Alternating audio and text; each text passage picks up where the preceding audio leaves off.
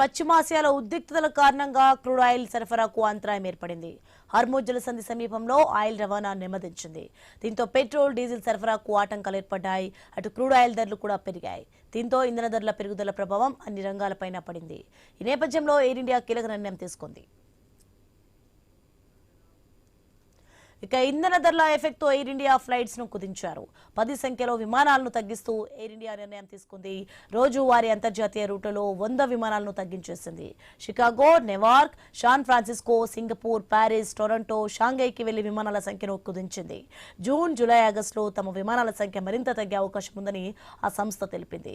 ఫిబ్రవరిలో $99 విమాన ఇంధన ధరలు ఈ నెల 8న $162 చేరడంతో ఎయిర్ ఇండియా దిద్దుబాటు చర్యలు చేపట్టింది.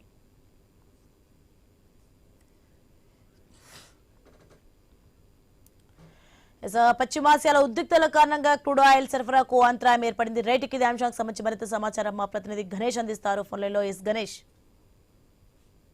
ఇరాన్ యుద్ధంలో ఏదైతే కొనసాగుతున్నటువంటి క్రమంలో ఏవియేషన్ ట్రిబ్యూన్ ఫ్యూయల్ ధరలు అయితే పెరగడం జరిగింది. దీంతో అంతర్జాతీయ విమానాల కంపెనీలకు ఏటీఎఫ్ ధరను 5% పెంచుతూ ఇటీవల ఆయిల్ కంపెనీలు నిర్ణయం తీసుకున్నాయి. ఈ ప్రకటనతో ఈ దాదాపు ఢిల్లీలో ఉన్నటువంటి కిలో లీటర్ ఏటీఎఫ్ ధర 5% పెరిగి $1511.86 చేరుకోవడం జరిగింది.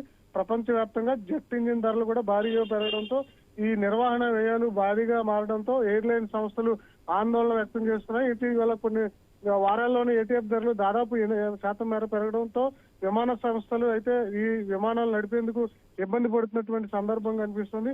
ఇదే క్రమంలో ఎయిర్ ఇండియా దాదాపు 1100 విమాన సర్వీసులను రోజువారీ నడుపుతూ వస్తుంది.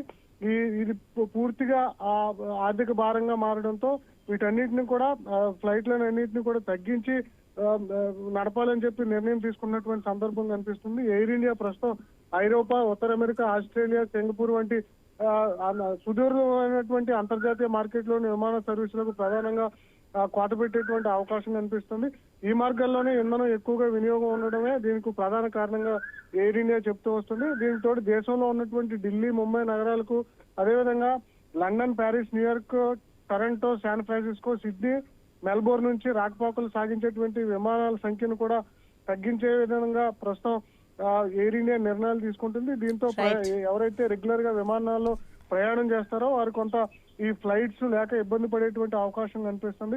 ఇప్పటికే ఇంధన ధరల ప్రభావం అయితే మనం వస్తున్నాం. ఇటు వంట గ్యాస్ మీద పడింది, అదేవిధంగా తర్వాత పెట్రోల్, డీజిల్ మీద కూడా పడింది. ఇప్పుడు తాజాగా ఏటీఎఫ్ మీద కూడా పడడంతో విమాన రంగ సంస్థలు ఈ పెరిగినటువంటి ధరల పట్ల ఆందోళన వ్యక్తం చేస్తూ ఫ్లైట్లను తగ్గిస్తున్నటువంటి సందర్భం ఉంది. Right, thanks for information Ganesh.